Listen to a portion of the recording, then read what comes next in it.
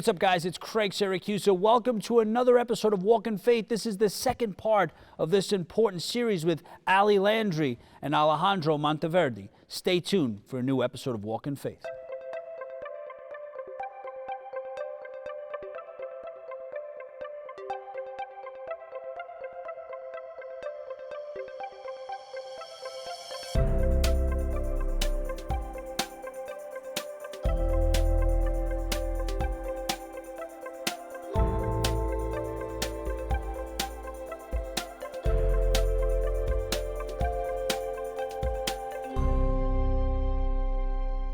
We're very much involved in Brooklyn because she served there at the turn of the century in one of our parishes, right in Sacred Heart of Jesus. And she ministered to the Italian immigrants there. That's right. And about 5 years ago, the city wanted to put statues of women that have impacted the lives of New Yorkers. And she was voted in as one of the first. Yeah, and because she was a nun, a religious figure, she was pushed aside. And it was the Diocese of Brooklyn, Bishop DiMarzio, myself, and Craig, and a number of priests that really fought this. We had a procession with the statue, and we put her in the Columbus Day Parade. That it brought the attention to the governor. And because of that, he overrode, and he put the statue of Mother Cabrini in Battery Park because of the efforts of the faithful in Brooklyn and Queens that did not want, and then with the film coming out, Bishop DiMarzio was asked to help to raise some of the funds to back the film. And he asked me, and we had a number of meetings, and we went to some of our donors. So there is a connection here with all of us here. We're all on the Cabrini train right now. And it's God's work. You know, it really His hand is at work in bringing people together and getting this message out. And I think this movie will have an impact, not only on the faith, but on young women who feel that you can make a difference in this world. You can do it. You can do Put it. your mind to it and just do what you feel the Lord is calling you to do. And it'll happen. When I knew I had to make this movie, Rothbard, who wrote the script, I've been working with him for like 15 years. And I think it was like in page 8, there's a line in there. She says, you can serve your weakness, but you can serve your purpose. And that has been the greatest challenge in my life because I was born with a lot of weaknesses. And I started fighting my weaknesses maybe around 20 years old. But from when I was born until 20, I just surrendered to my weaknesses. And just took a completely different path. And around 20, that's when I decided to make a change. But that spoke to me because that's what I did. I had this desire that the flesh has, and I was just serving the flesh. And then around 20, I found my purpose, and I have always found that choice. I can serve my weakness or I can serve my purpose. That was very personal to me. So when I read it, and there was a line from Mother Cabrini, I said, wow, this is talking directly. This is like personal now. It's like, you got to do this movie. I felt that I was a guest, and normally every film that I've done and every film that I'm doing right now, I come from the concept, so then writing it, then finding the fonts, doing the whole thing. This one, I was a guest, and I felt very honored to be invited to the project. I felt like Mother Cabrini extended an invitation, and I'm just very honored to be part of this journey. It has been a journey. And you think of what she did as a woman over 100 years ago, and how immigration was something that she had a passion to help. Today, immigration is something that needs to be fixed, and there's a passion of us to do it. And you think hopefully that she will inspire us to say that she overcame so many obstacles. We can overcome the obstacles today to fix this problem. She could do it, we can do it. Her story is so important right now, today. You know, for myself, when I watch a movie, I just let go. And even though he's my husband and I've been part of this whole process, I really just enjoy it, right? And really take it in. So for myself, and I sat in many audiences while they were watching and seeing their reaction, there's moments in the movie where people are like, like there's those moments, right? Even the last time I watched it, I had seen it so many times, I knew some of the lines that she said, some of the things that he mentioned. I brought my notebook in to write down the quotes, because those are things that she said are so profound that I need to take it with me in my daily life. Her story is so inspiring as a woman. That's why it sort of goes in line with my book. I'm even going to do a screening before I do a big event, just because it shows you you can do this. Like, don't let anything stand in your way. Serve your purpose, right? Not your weakness. There is a line in the film that she says, "We're bold or we die." Oh, that's another And good one. the whole film, the way it was shot, I have no idea where I got the strength, because I was very confident while I was on set shooting this way. It's like no ropes. Literally, there's no ropes, to the extent that I had to explain to the crew. If I'm doing a shot, I would say, "You're just gonna say this line, and this line it cut, and then I go and do another. I'm not gonna cover the whole thing." And they were like, "Why?" I said, "Because if we have it, then they're gonna use it. I don't want to have it. I don't. Yeah, but this safety. I don't want the safety. If we achieve this, the greater the difficulty, the greater the glory." I have no idea what that boldness came from, because when we say it's a wrap, 2 days later, I don't want to say I fall into a depression because that's a little too strong of a word, but maybe I did. I was completely terrified because all that confidence that I had just went away, and then fear came in. And I'm like, wow, what did I do? And I don't want to share the fear with anybody. I already told the story to Justus, so he's going to be fine, but I was terrified for 2 weeks. All this anxiety just came over and pushed me to meditate even more because I couldn't deal with it. I served. I told my wife, I was like, I know I've been gone for a year almost, but the mind is just eating me away, and the editor was just cutting, but it's not much to cut. It's almost like if you edit a movie in camera, period. It took like maybe a month and a half for me to see that it worked. For a month and a half, I served my weakness, which is fear. I just got drunk in fear, period. Now I look back and I say, why there was no fear while I was shooting the film? She was holding your hand the whole time. Yeah. That's what I believe. It was very interesting to just look back, and I don't recognize that person. You know, it was like boldness. So what clicked, you said about a month later, what clicked where you finally just said, I can't surrender to my fear anymore? When I saw the film. When you saw the film? Yeah, unfortunately. I was meditating a lot and trying and praying and but trying that was the reconnection to Mother Cabrini. Yeah, but when I saw the film, I was like, this is gonna work. Wow. And then I called Justus, like, Justus, we have a movie. He was like, when we didn't. I wasn't privy to that part. But I think, as you can tell, we are really excited, and we were fortunate enough, because of the process, to test the movie in Los Angeles, tough audience. New York, tough audience. Yes. And you want to share the scores, which... The scores were astronomical, like as high as you can score in a film.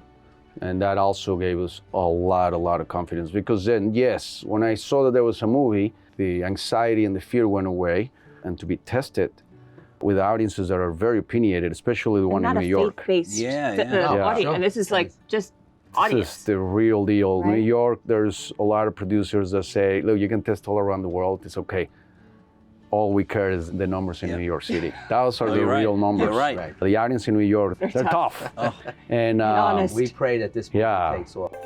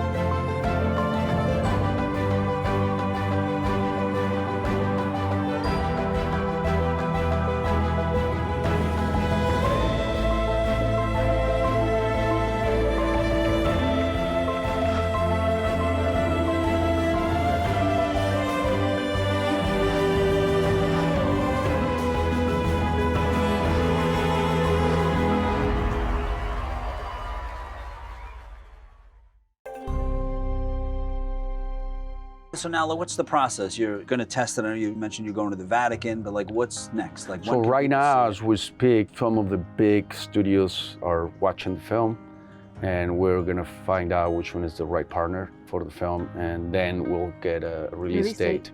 Once we have a release date, I'm sure we'll be doing another one. Another. I hope you invite me back. Maybe Brooklyn and do a screening there. We can go anywhere. We can go to Buffalo. Yes. We're traveling.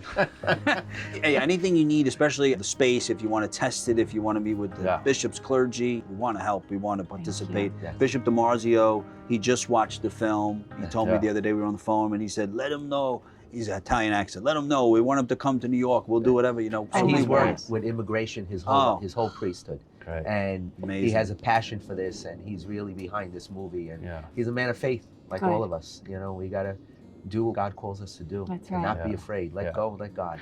This just came to me right now from different people that have seen the film, how they impacted them, to inspire them to keep fighting for whatever they were about to give up. It's really interesting.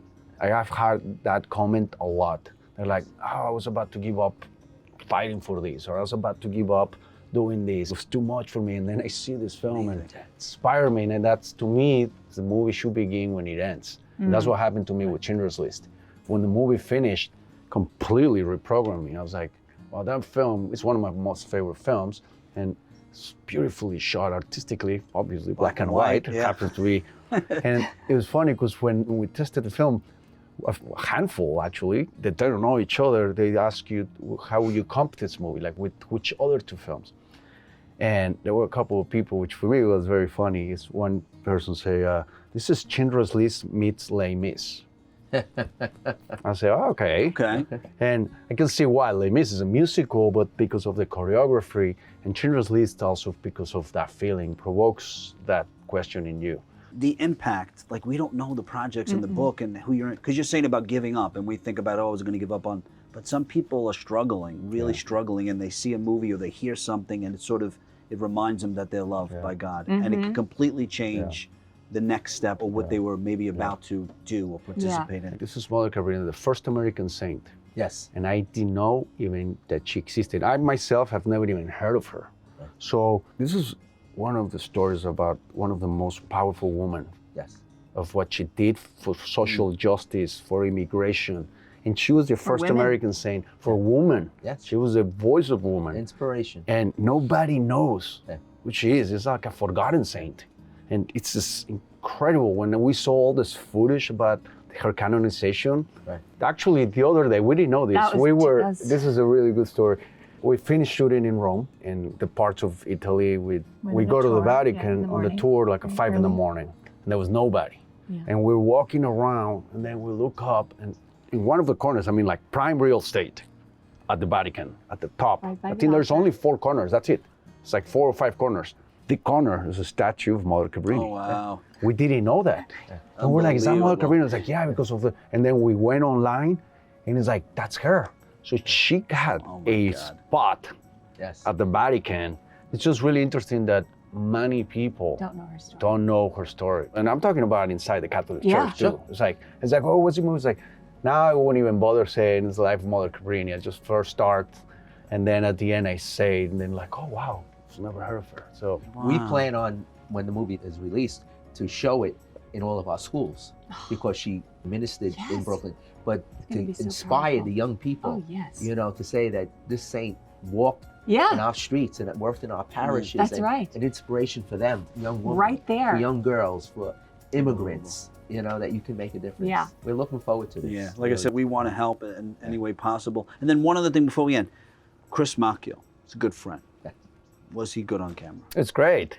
Sure? It's great. He's telling me he's got a new career now, no more opera. He's an actor. Honestly, is he good on camera? Yeah, it was beautiful. You will see him, and also Chris, you were right. You were good. No, he was incredible. He would come home after seeing. He's like, this guy. I mean, he walks on the set, and he's the character, and he's just like good. He took over the scene. I mean, you said so many amazing things about him. It's beautiful, powerful voice. Yes, incredible. His debut on what show? Breaking Bread, 10 years ago. Yay! But was it for Monsignor? He would have never been stars.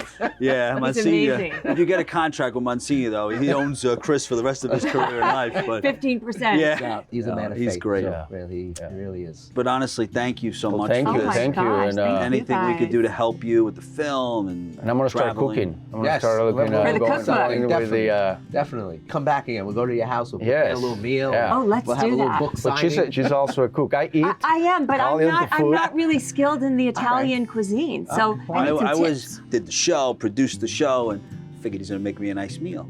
He goes in the fridge, he finds leftovers, and he makes me an omelet. I'm like, an omelet?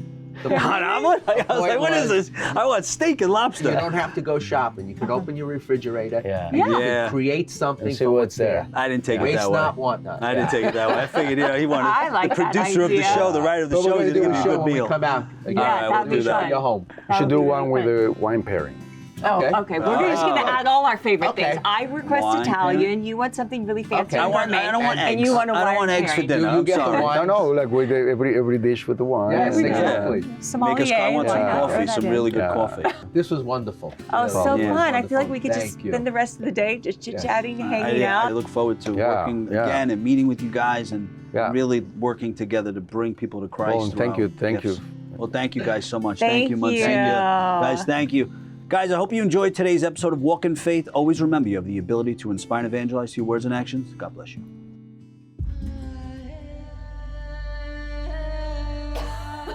I was told that you were rejected by 3 different orders, each time for weakness of constitution. Your Holiness, we can serve our weakness or we can serve our purpose, not both. My sisters, if we are to build an empire of hope, it seems we must first conquer New York. Filthy Dagos. They just keep coming. Mio papà si è suicidato e mia mamma è morta di tifo. In America, the greatest nation on earth, rats have it better than the children of 5 points. It's not safe. Not for you. Be careful. This place will eat you alive. Doctors tell me 5 years. 5 would be a miracle. In that case, I should get to work.